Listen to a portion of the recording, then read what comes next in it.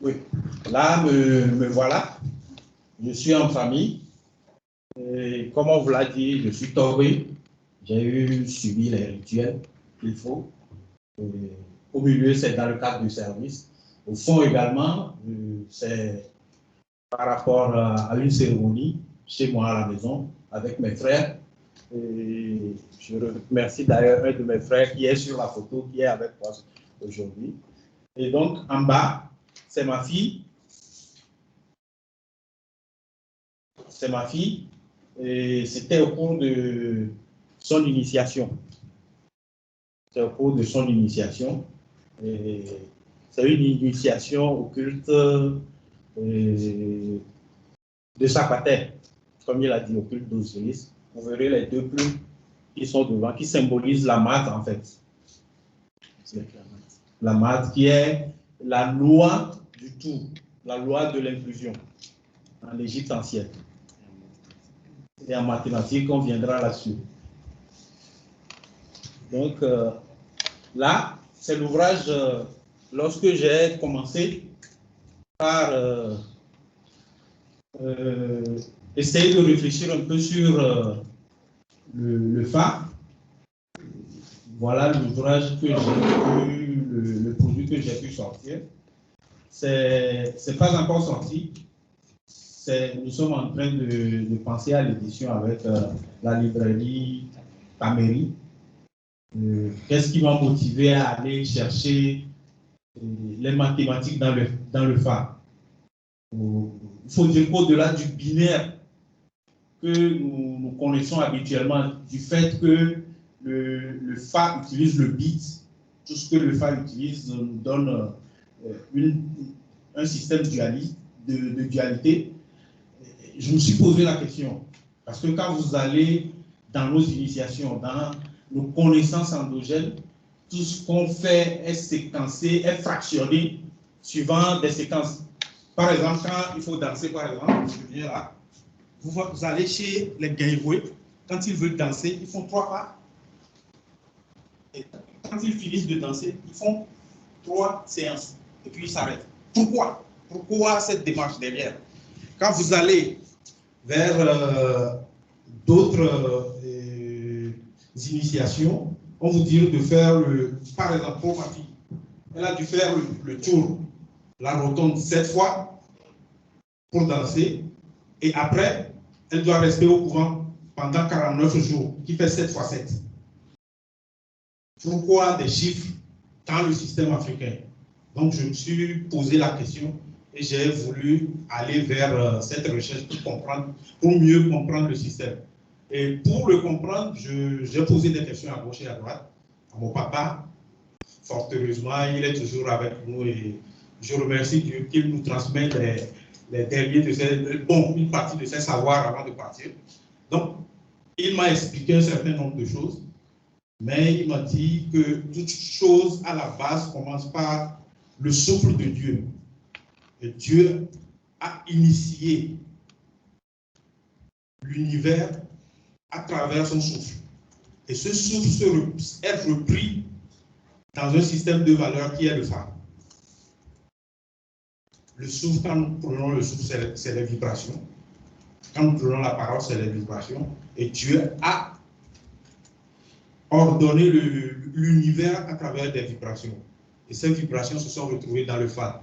Et là, moi, j'ai commencé par me poser des questions et à aller voir toute la séquence du phare, toute la structure du phare, ce que ça pouvait donner. Et donc, voilà le début de mes travaux. Donc, pour en parler, on va partir d'une introduction pour définir le phare. Le phare, qu'est-ce que ça signifie pour nous? Que veut dire le phare? Ensuite, nous irons vers le gros du travail, qui est la divination du phare et les formules mathématiques. Est-ce que, tel que je l'ai dit, tel qu'on le voit dans les pratiques, est-ce qu'il y a une conséquence mathématique derrière notre pratique? Est-ce que, effectivement, comme nous le soupçonnons, les vibrations ont cette connaissance qui sont susceptibles d'être utilisés en mathématiques. Donc, voilà ma démarche. Et pour y parvenir, nous partirons d'une explication, des explications théoriques par la cosmogenèse africaine que revêt les connaissances pratiques chez nos ancêtres qui ont fait qu'ils ont pu structurer toute cette structure du FA, élaborer toute cette structure du FA. Ensuite, nous irons à des explications pratiques. Et dans un premier temps, je ferai des rappels mathématiques.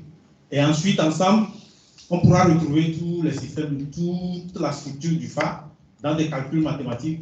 Je vous dis que c'est des calculs d'un niveau universitaire que j'ai retrouvé dans le FA. Et c'est ce qui m'a émerveillé. Quand je l'ai retrouvé, j'en ai d'abord parlé à un grand frère qui est dans la salle également. Il m'a dit qu'il ne s'y connaissait pas vraiment. Il m'a mené chez un spécialiste en mathématiques, en analyse mathématique. Et quand on lui a montré, vraiment, je ne m'attendais pas à me retrouver à ce niveau pour le FA. Je ne m'y attendais pas du tout. Donc le FA, c'est quelque chose d'énorme, si je puis me permettre l'expression. Et donc nous finirons par la conclusion. Et cette conclusion, nous allons la tirer ensemble pour voir si effectivement nous avons nos connaissances sont-elles diaboliques ou si nous pouvons en faire quelque chose. Nous tirerons la conclusion ensemble. Donc, sur ce, je passe à l'introduction. Donc, le système de divination FA, quelqu'un m'a dit une fois qu'il ne faut pas mettre d'article devant FA, parce que FA englobe tellement de choses que ce serait réducteur de lui mettre un article. Mais bon, par moment, pour la concordance du langage, de la langue, on est obligé de mettre l'article. Mais je commencerai comme ça. Le système de divination FA est un système complexe qui utilise des connaissances pratiques issues de plusieurs millénaires d'observations et d'expériences pratiques. Il sert à analyser les événements du passé, du présent et du futur par une connaissance aiguë des principes qui gouvernent l'univers et des lois qui en découlent. Le devin du FA, le Bokono, le Babalao, est un maître absolu dans la connaissance de ces principes et lois qui semblent avoir une base mathématique. Je dis là qui semble parce que pour l'instant, on n'est pas encore sûr. On va vérifier ensemble. Donc, aussi soucieux de retrouver ces lois supposées mathématiques sous-jacentes au FA, nous avons entrepris d'étudier ces signes afin de développer la nature exacte de ces lois. Force est de constater qu'il en existe une multitude non révélée à ce jour, du moins à notre connaissance. Nous allons essayer de les démontrer dans la suite de cette conférence. Nous utiliserons quelques notions pratiques du FA et des connaissances générales pour aboutir à la pertinence de notre démonstration, aussi partant des 4 éléments essentiels de notre dimension, à savoir le feu, l'air, l'eau et la terre. Essayerons-nous de démontrer la complexité supposée mathématique du FA à travers les lois qui y sont intrinsèques. Il est à noter que de très grands mathématiciens et philosophes tels que Thalès de Milet, Pythagore de Samos, Platon utilisaient des notions sur ces 4 éléments pour expliquer notre galaxie et son fonctionnement. Ainsi, nos ancêtres africains du golfe de Guinée, partis de l'Égypte antique pour Ifé, en fait on dit Ifé Tomé, le lieu d'origine, le lieu d'où on est sorti. Ifé au Nigeria, bon, c'est cette symbolique qui a conduit à la création de la ville d'Ifé au Nigeria. Au Nigeria et le bassin du golfe du Bénin ont su développer un système de vie basé sur ces 4 éléments appelés Ifa, ou Fa, ou Afa, ou encore Efa, selon que l'on se retrouve dans l'espace géographique du Nigeria, de la République du Bénin et du Togo, voire du Ghana et de la Côte d'Ivoire. Ce système basé sur des principes mathématiques à la fois simples et complexes leur permet d'expliquer tous les phénomènes de la vie et de la nature qui les entourent. C'est un système qui, utilisant l'unicité du principe créateur, part de la dialectique pour aboutir à un système de divination complexe. Voilà. Donc là, je vous ai parlé de ces 4 éléments qui étaient assez importants pour, je dirais, les philosophes grecs quand ils ont été étudiés en Égypte. Dès leur sortie, ils ne parlaient que de ces 4 éléments. Que représentent ces 4 éléments? On va le voir.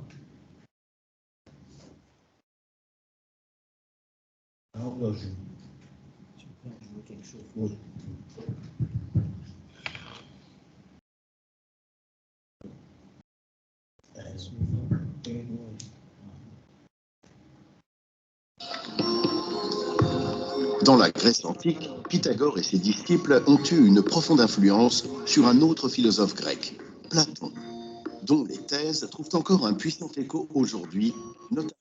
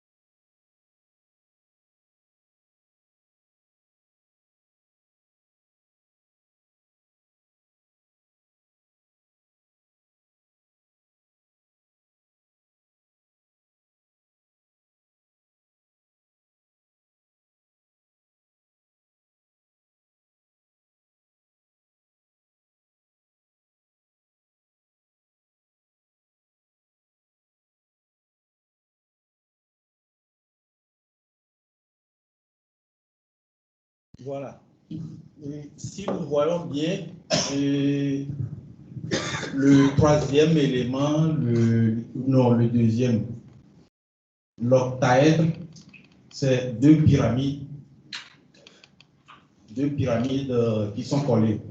En fait, en faisant le travail, je me suis posé, lorsque j'ai vu ça, je me suis dit, mais pourquoi 2 pyramides et pourquoi on l'a lié à l'élément R? Et nous voyons que les Égyptiens ont toujours travaillé sur les pyramides. D'ailleurs, c'est la seule civilisation qui a tellement travaillé sur les pyramides que les autres veulent limiter aujourd'hui et ils n'y arrivent pas. Et si nous avons bien suivi la communication de Togé Gratien, il nous avait parlé de l'Ososa avec l'air, qui est l'élément conducteur de la vie, qui fait que lorsque les autres sens peuvent prendre la peine de se reposer, le nez, lui, il est obligé toujours de travailler, sinon on passe de vie à trépas. Et j'ai compris à travers ça, si ça peut représenter 2 pyramides contiguës, pourquoi les Égyptiens cherchaient la pyramide? Parce que c'est l'élément essentiel de la vie pour eux.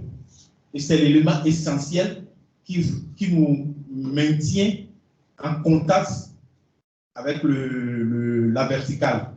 Et vous verrez que les mathématiciens, lorsque eux, ils ont pris ça dans le sens européen de la chose, et ça a été une grosse bagarre entre mathématiciens, eux, ils ont parlé des terres qui seraient dans la vie, qui couvriraient l'univers et qui permettraient les mouvements, chose que Newton lui contestait.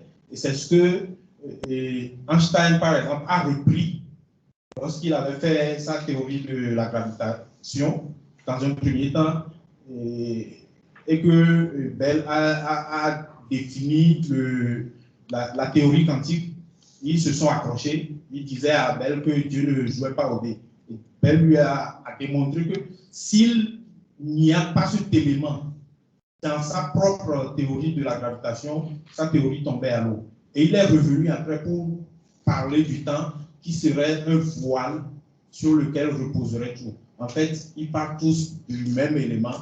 C'est cet élément qui a été symbolisé par les Égyptiens comme étant la pyramide, qui réunit tout. C'est le seul élément qu'on ne peut pas, qui n'a pas de matière. Il faut passer par d'autres moyens pour pouvoir toucher, mais qui est l'élément essentiel dans tous les éléments, qui maintient en fait la vie. Bon. Pour nous, le Fa, qu'est-ce que c'est en réalité? Nous pourrons tenter des définitions. D'après le dictionnaire, le Fa est une géomancie, c'est-à-dire la divination par la terre. Géo signifiant terre et mancie, divination. C'est ce que le dictionnaire nous donne. En le définissant ainsi, le Fa est lié à sa pratique d'origine qui se fait par des tracés sur le sol. En fait, le Fa, au départ, se fait par des tracés sur le sol. C'est ce qui aurait même, dans nos langues, donné le sens des mathématiques. Quand moi, j'ai été questionné l'histoire, lorsqu'on fouille dans les mathématiques, ça vient de nos langues. Et on peut le démontrer également. Mathématiques, c'est je trace dans le sol. Je trace et je souligne dans le sol. Quelqu'un l'a dit, moi je n'y ai pas cru. J'ai été chercher et quand des mathématiciens comme Cédric Villani, qui n'est plus à démontrer, qui a la médaille Fields en mathématiques, le disent que les mathématiques ne viennent pas des Grecs et que c'est un mot que les Grecs ont sorti après leur départ d'Égypte. Et que lorsque on définit les mathématiques sur Wikipédia, par exemple, on nous dit c'est mathémates qui signifie réfléchir, penser, alors que dans nos langues, ça donne un sens réel à la pratique de la chose. Je me dis, il faut revenir chercher ces mots. Donc, je continue. Cependant, il n'existe à mon avis qu'une seule façon de comprendre et de définir la pratique du Fa, c'est d'interroger cette pratique dans nos propres langues. Si en Yoruba, nous ne connaissons pas la signification exacte du terme Ifa, n'ayant pas la maîtrise du Yoruba, ça je l'affirme. En effet, en fond, par contre, le terme Fa, Afa ou Efa renvoie à la racine Fa qui signifie littéralement froid, frais, calme, paix, paisible ou tranquille. Lorsqu'on dit Efa, du noir Fa, c'est frais. Fou Fa, il y a la tranquillité là-bas. Il y a la tranquillité là-bas. Donc, ainsi défini, ainsi la divination se dit en fond. Quelqu'un qui va, lorsqu'on fait la divination, comment est-ce qu'on le désigne? On dit Fakika, n'est-ce pas, Fofo? Fakika. Fakika. Et en hébreu, on dit Afakaka. Ce qui signifie fouiller pour rechercher et retrouver la paix et la tranquillité. C'est tout ce que le Fa dit. Allez chercher la tranquillité en fouillant dans votre propre vie ce qui ne va pas. C'est ce que nous définit le Fa. Alors, ainsi défini, la divination du Fa n'est qu'une pratique qui doit conduire l'individu à la paix et à la tranquillité spirituelle. Étant donné que quand vous êtes en paix spirituellement, ça dépend sur la matière. Votre corps est en paix. Une fois que spirituellement vous êtes en paix, votre corps est en paix. Que revêt cette définition du Fa? Cette définition du Fa montre que l'univers en général et l'être humain en particulier est soumis à un désordre permanent auquel l'on doit remédier en essayant de trouver des solutions pour ramener l'ordre, solution se trouvant dans le passé, le présent et le futur. Aussi, cet ordre recherché et le désordre permanent auquel on est soumis sont-ils inhérents à tout système cosmique, gage de l'équilibre harmonieux de l'univers. Quand je suis malade, par exemple, c'est qu'il y a un désordre dans mon corps. Ma température monte.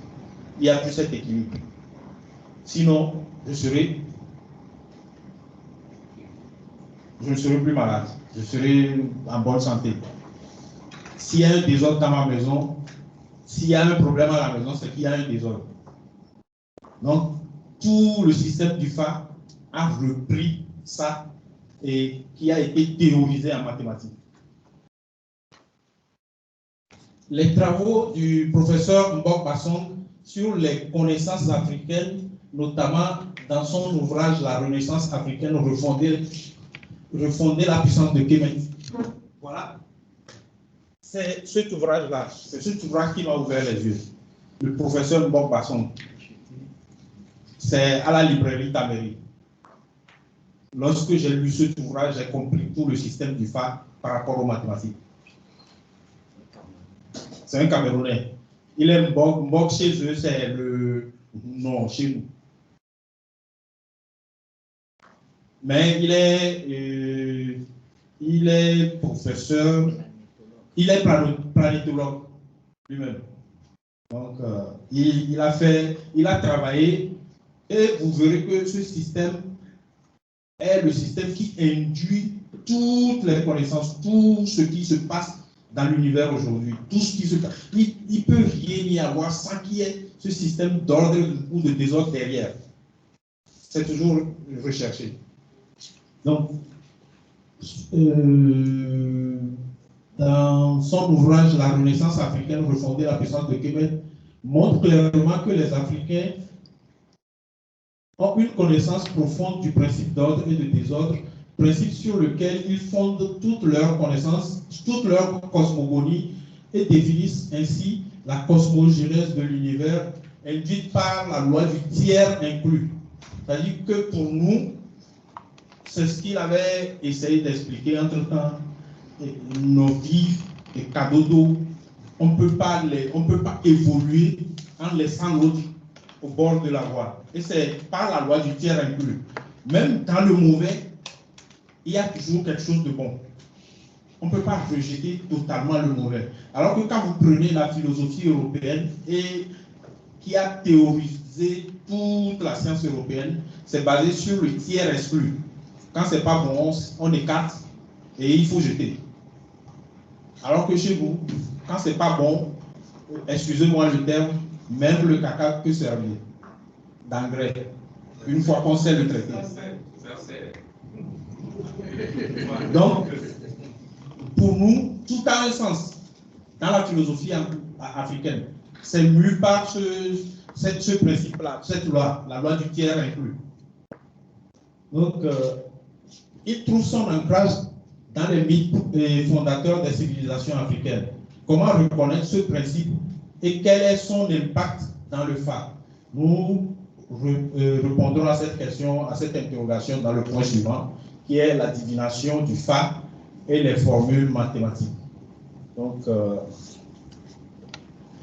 là, comme nous l'avons souligné, le principe d'ordre et de désordre trouve son fondement dans la cosmogénèse africaine. Ainsi, on le trouve dans tous les mythes fondateurs des peuples de Kemet, des Dogons aux Égyptiens de l'Antiquité, en passant par les peuples du Golfe du Bénin, tels que les Évés, les Fonds, etc. Pour les Dogons, l'univers serait issu d'un tournoiement dans le vide originel appelé Yer-Yerli. Pour eux, pour les Dogons, l'univers a tourné, ça donne déjà l'idée de la spirale. Dans un vide, il y a un vide primordial qui en mathématiques sera théorisé après comme le zéro.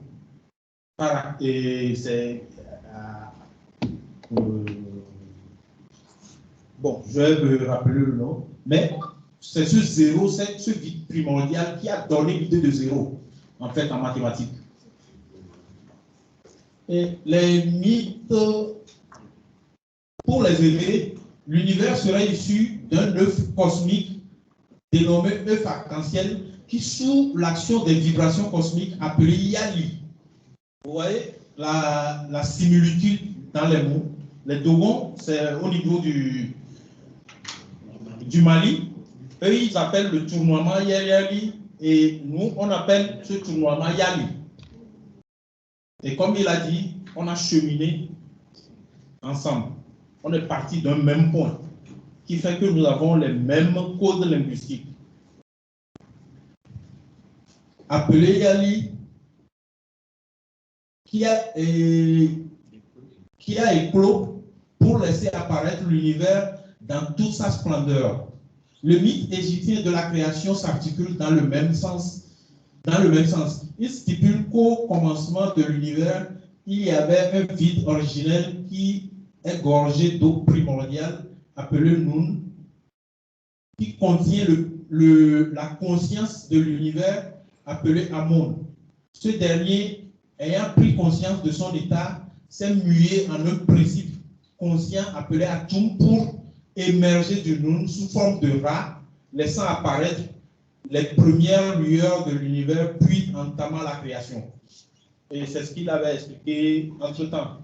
C'est Ra, en sortant, en émergeant du Nun, qui est l'océan primordial, s'est déployé par spirale pour apporter les premières lueurs qui ont entamé la création, en fait, dans la cosmogonie africaine. Et c'est pourquoi tous les autres peuples vous parlent de spirale. Et l'œuf représente dans notre conscience la spirale. C'est pourquoi dans les cérémonies de Vossa et autres, on utilise souvent l'œuf pour nous remettre dans le bon sens par rapport à cette spirale-là. Ces mythes fondateurs de la vision cosmogonique des peuples de Kemet expriment clairement l'état de désordre originel qui a prévalu à l'ordre harmonieux de l'univers. Il y a une spirale. C'est parce que, et comme le disent bien les Égyptiens, il y a eu, dès la conscience, dès que Amon a pris conscience de son état, il s'est agité. Et c'est cette agitation qui s'est muée en principe premier. Et ce principe a donné, après, le Ra qui a entamé la création. Donc ici, on va voir chez les Évés, il y a le roi de Togobi qui a parlé de l'œuf arc-en-ciel. Donc on va approcher.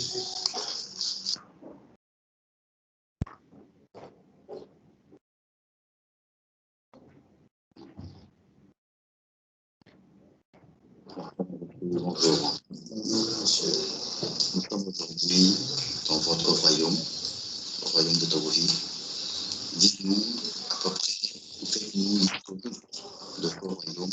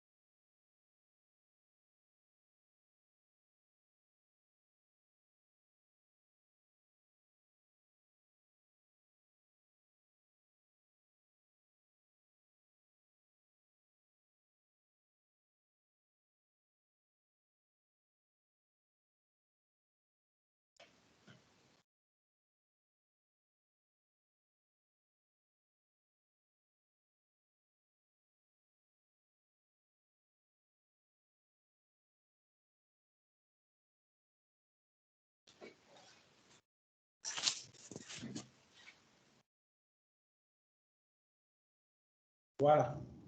Donc, je pense qu'il serait peut-être temps d'ailleurs que nous allons nous revisitions notre histoire pour comprendre les soubassements de notre pays. Parce que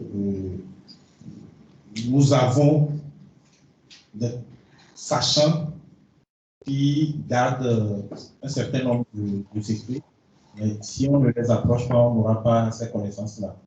Là, c'est le roi de Togovi qui, déjà, moi, lorsque je suis tombé sur cette vidéo d'outils du Ménor, il y a des choses à apprendre sur ce pays. Il y a des choses à apprendre. Donc, nous devons faire l'effort d'aller vers ceux qui connaissent pour continuer par chercher les informations. Bon. Le désordre de l'univers contribue par son action sur l'ordre à l'équilibre harmonieux de ce dernier. C'est ce qui est exprimé dans le mythe d'Osiris, où c'est le désordre incarné après avoir tué Osiris par jalousie et vaincu par Horus. L'ordre absolu se met du côté de ce dernier pour combattre le serpent Apophis, afin que l'Égypte ne sombre pas dans le chaos. Sous l'autorité de la Maat, la loi divine, les deux protagonistes maintiennent l'harmonie au sein de l'Énéade et l'équilibre en Égypte et dans l'univers entier. Ouais. Le désordre, en fait, n'est pas fait pour nous casser, pour apporter le chaos, mais c'est pour nous rappeler que nous devons suivre un certain ordre. Le désordre, c'est pour cela que dans la philosophie africaine, d'ailleurs, on ne rejette pas tout. Lorsque vous dites que celui-ci est mauvais, il est mauvais pourquoi? Il est mauvais par rapport à quelque chose. Il n'est pas mauvais pour être mauvais, non.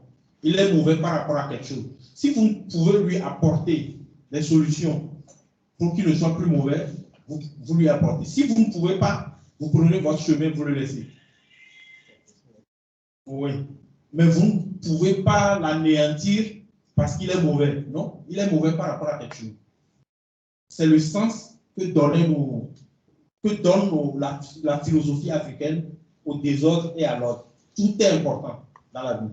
C'est les deux principes primordiaux qui ont conduit à la création même de l'univers, à l'élaboration de l'univers.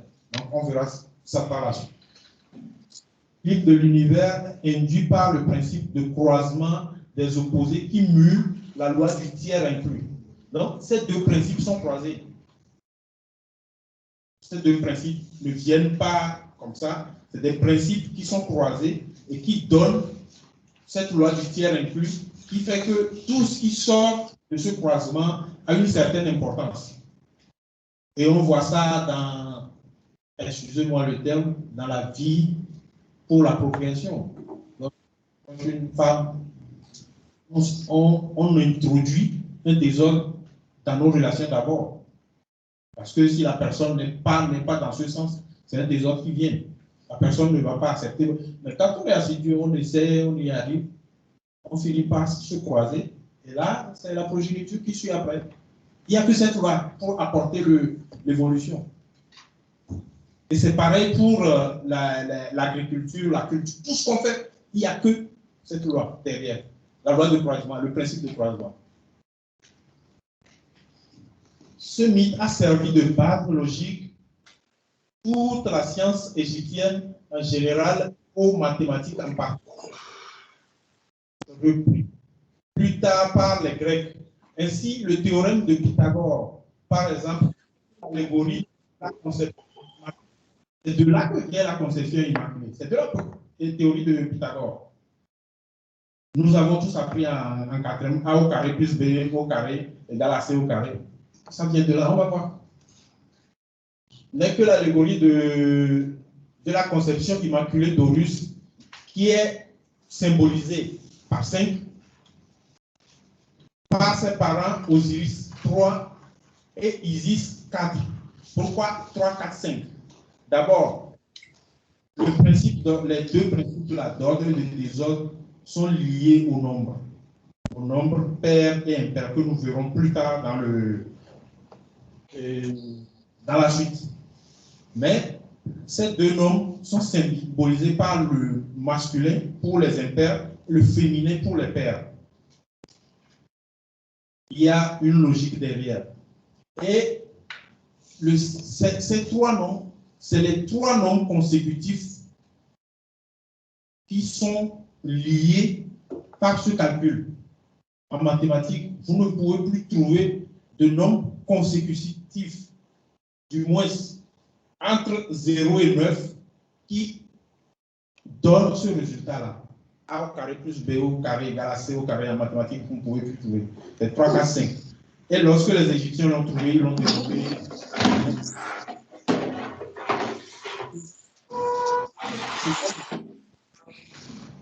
Magique. Parce que c'est tellement beau. Et nous allons voir pourquoi. On a 3 au carré plus 4 au carré égale à 5 au carré, c'est-à-dire 9 plus 16 égale à 25, soit A au carré plus B au carré égale à C au carré. Voilà ce que ça donne. Osiris, là je viens là. Osiris, c'est le pilier de la maison, comme je vous l'ai dit. Voilà Osiris. Isis, c'est la base de la maison. C'est pourquoi ce sont les femmes qui nous enseignent tout. La vie d'un humain n'est que le reflet de l'éducation donnée par les femmes. Sans cette base, qui peut construire sans avoir de base? Personne ne peut comprendre, on ne peut pas construire en l'air. Même si on a les piliers, si on ne fait pas de fondation.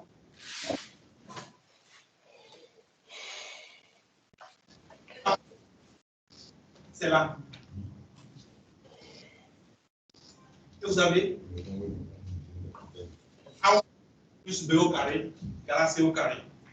Les Égyptiens ne l'ont pas théorisé sous forme de théorème parce que c'est très important pour eux de l'apprendre dans les initiations.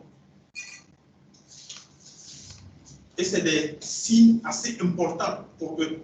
C'est pourquoi ils les ont liés aux trois dieux, aux trois divinités les plus importantes de l'Égypte.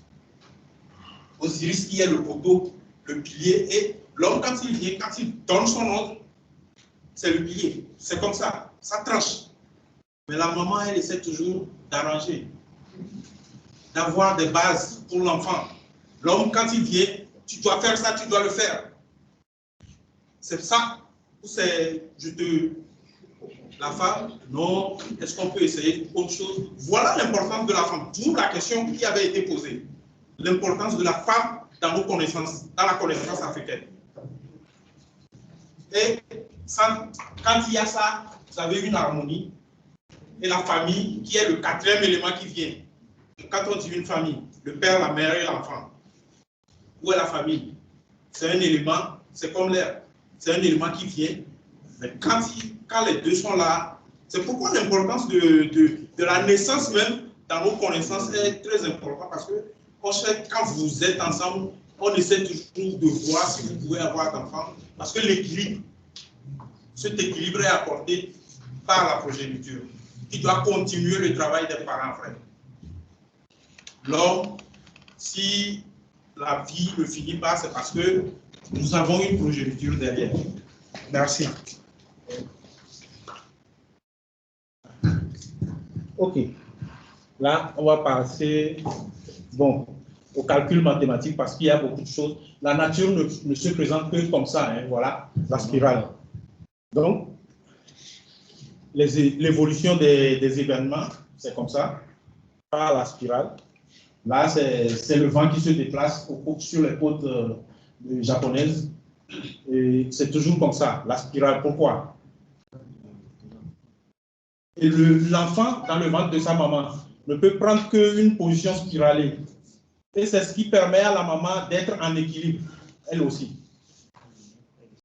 Le 9, qui représente la spirale, est le signe de vie. 9 mois. Voilà la spirale en fait. Et là, c'est très important. Comme je l'avais dit, vous savez,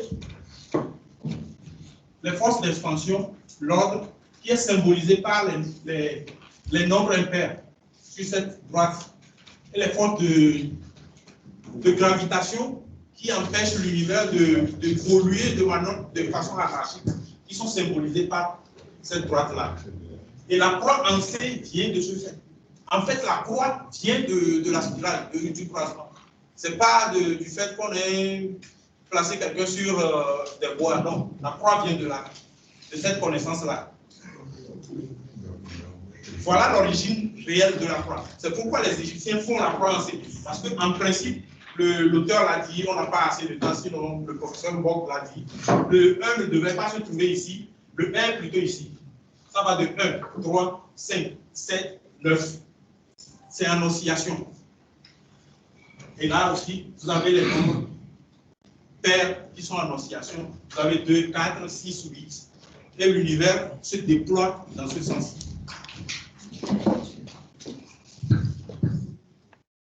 Voilà, qu'est-ce que ça implique? Là, on a en bas, tout en bas, le trait. Donc, les principes d'ordre sont symbolisés dans le phare par le trait unique, qui symbolise les nombres impairs, et le principe de désordre par les deux traits qui symbolisent les forces de gravitation. Lorsqu'on veut évoluer, on dépense son argent n'importe comment, la femme à la maison vous dit, tonton, il faut penser aux enfants. La gravitation, en fait, et les forces de désordre, ce n'est pas pour créer le chaos, mais c'est pour maintenir l'ordre, l'harmonie dans le système. C'est pour empêcher le système d'aller dans tous les sens. Et voilà. Bon, là, on va rentrer dans la pratique, quelques notions pratiques qu'on va retrouver dans le système. Les factoriels. Lorsqu'on vous dit factoriel, N, c'est la multiplication des nombres consécutifs de 1 jusqu'à N. Et là, j'ai essayé de donner quelques exemples. Et le factoriel 5, chaque donne 120, factoriel 4, ainsi de suite. Et lorsque vous voyez, vous verrez que le factoriel n plus 1 n'est que le factoriel n fois n plus 1. Lorsque on fait le développement. Et donc, par rapport à là, on peut déduire le factoriel n du factoriel n plus 1. Le factoriel n n'est que le factoriel n plus 1 sur la factorielle n, sur n plus 1. Ce qui nous donne, à partir de là, on peut déduire la factorielle 0 qui est égale à 1. C'est des calculs, on n'a pas le temps, sinon on aurait fait ces calculs-là.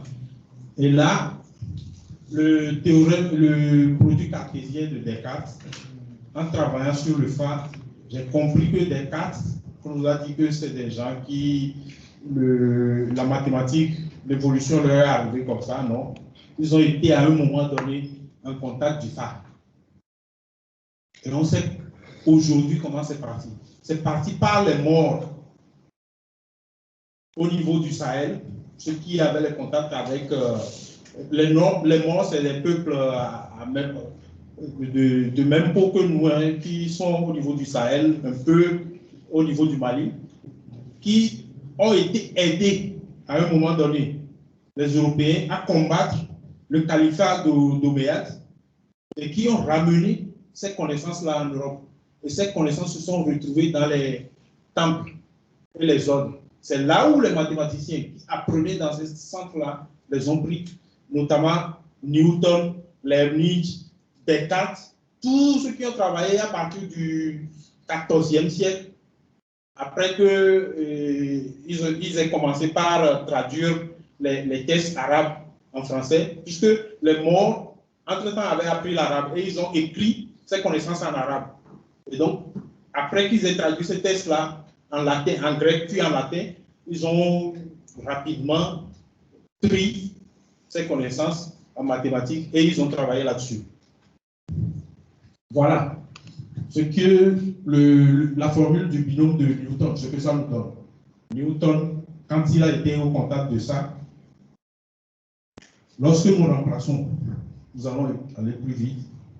Et ensuite, c'est l'autre là, Leibniz. Et ça a été, jusqu'à nos jours, la guerre qui a le plus opposé les mathématiciens, c'est entre Newton et Leibniz. C'est à propos de ces formules-là que eux deux, ils ont tiré du Fa. Ils ont vu du Fa et ils ont tiré. Newton l'a pris dans un premier temps, en 1665, il l'a sorti, mais il ne l'avait pas encore sorti dans son livre Principia Mathematica. Et donc, derrière ça, Leibniz, autour de 1675-14, a rapidement sorti. Et Newton, les disciples de Newton n'étaient pas d'accord, et Newton a sorti son Principia en 1677. Voilà.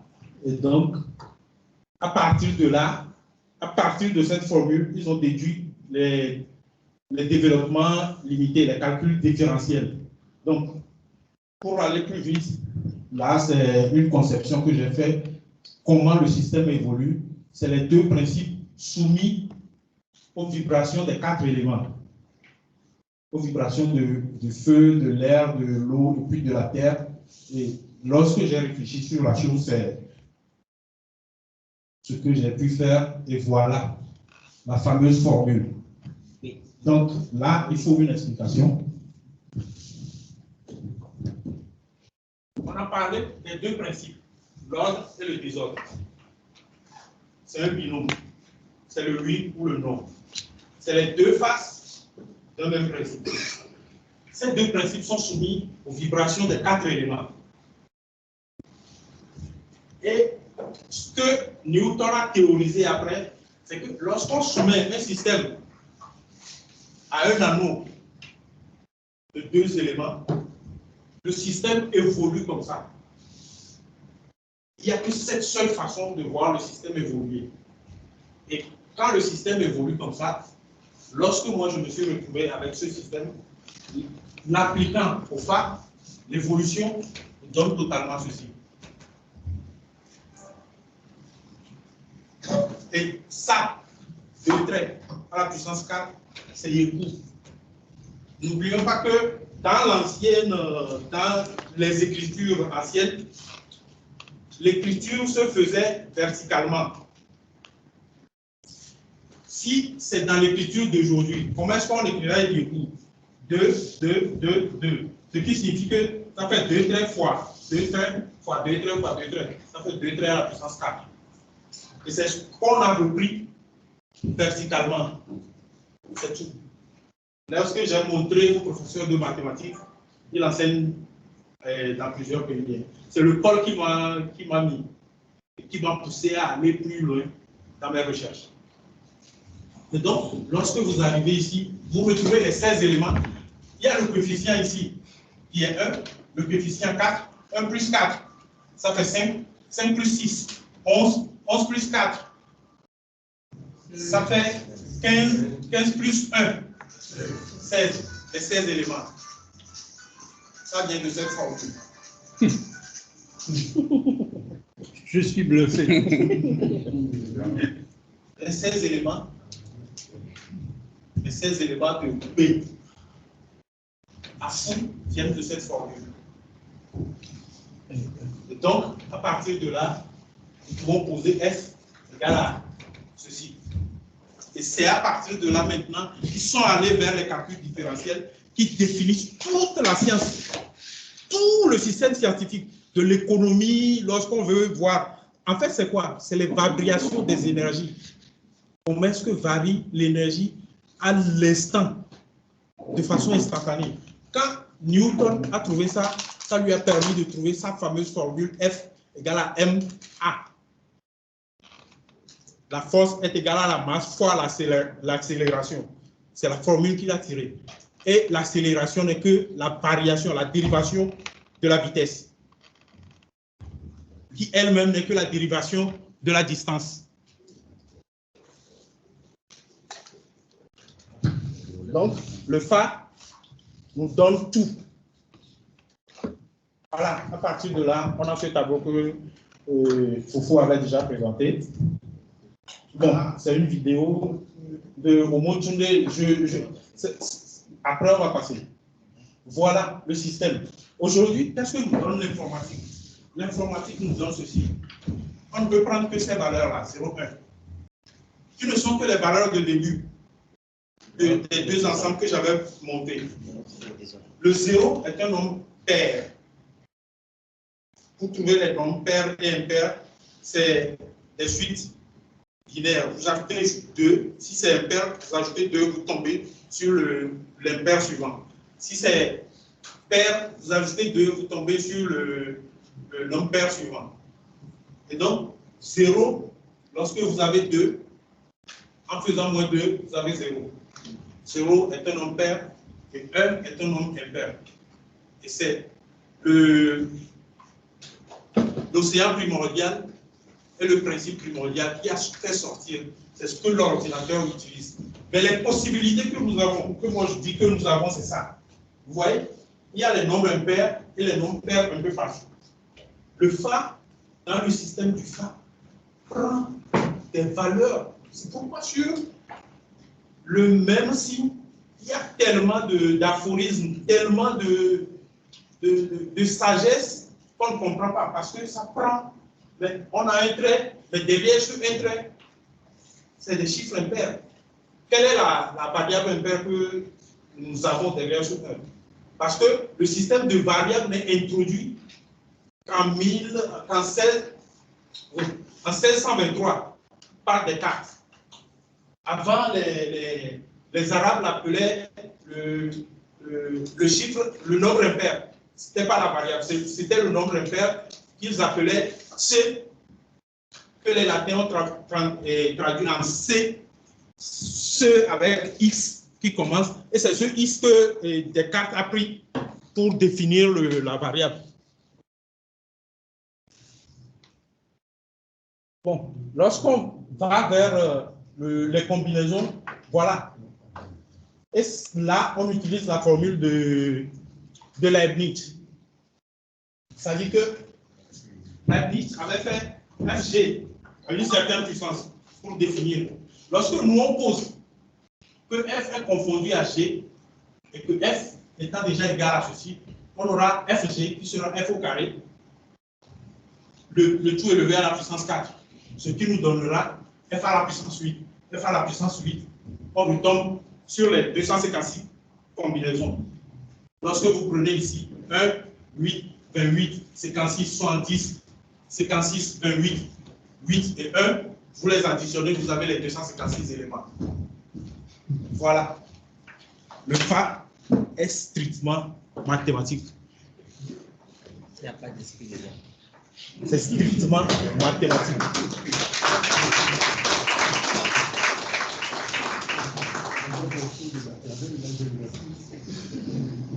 Et là, je me suis essayé à revenir ici pour qu'on retrouve les formules. Si nous remplaçons aujourd'hui les variables, on utilise X et Y. Si nous remplaçons 1 et 2 par X, Y, on revient. C'est la même formule. Et on a une formule mathématique totale qu'on utilise aujourd'hui. Et c'est à partir de là que eux, ils ont commencé le système de dérivés, le système de calcul différentiel qui est à la base de toute la science aujourd'hui. Lorsqu'on vous parle de scanner, même de ça, de caméra, les calculs, c'est le calcul différentiel qui a donné ça. Si on prolonge dans le temps, quelle sera l'évolution? Quel sera le mouvement? Quel sera... C'est tout. C'est le Fa qui a donné ça. Le maître de la maternelle te donne de quoi t'écrire. Merci beaucoup. Bon, voilà. Donc, comme nous l'avons posé en remplaçant le 1 et le 2, et le 2 par X et Y, en revenant ici, on dérive la fonction f. On introduit la variable temps dedans. Parce que quand le bocolon, il jette son pellet, il suit un certain rythme lié au temps.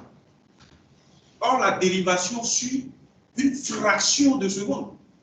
Pour dériver, c'est par rapport à l'instant instantané, au temps instantané, le temps le plus court. Et ce temps, c'est ce que le bocolon utilise. À chaque fois, il jette rapidement. C'est un temps tellement court qu'on ne s'y retrouve même pas. Voilà ce que le mot prend. Il dérive seulement l'énergie que vous avez prononcée sur la noix. C'est ce qu'il dérive pour vous trouver où vous vous trouvez. C'est tout, ce n'est rien.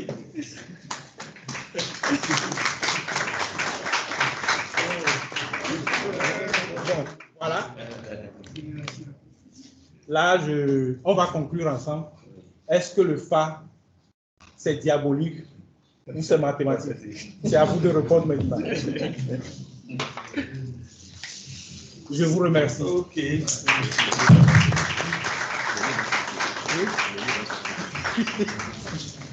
Merci beaucoup, Dr. Sousa, pour ta recherche monumentale.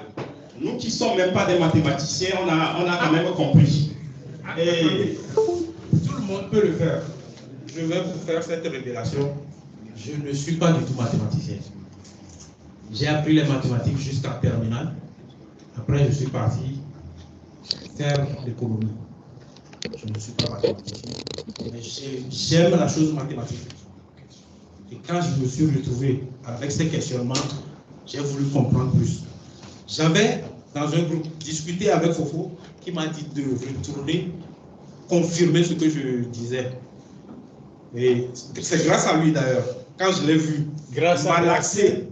malaxer les sagesses avec autant de dextérité, je me suis dit, ce qui me trotte dans la tête, il faut aller chercher. Il y a d'autres démonstrations qui démontrent totalement que le système Fa est binaire. Mathématiquement, on peut le démontrer également. Malheureusement, nous n'avons pas assez de temps. C'est ce que j'ai essayé de mettre dans l'ouvrage qui va bientôt sortir. Par la grâce de Dieu et par votre soutien. Merci. Donc, merci.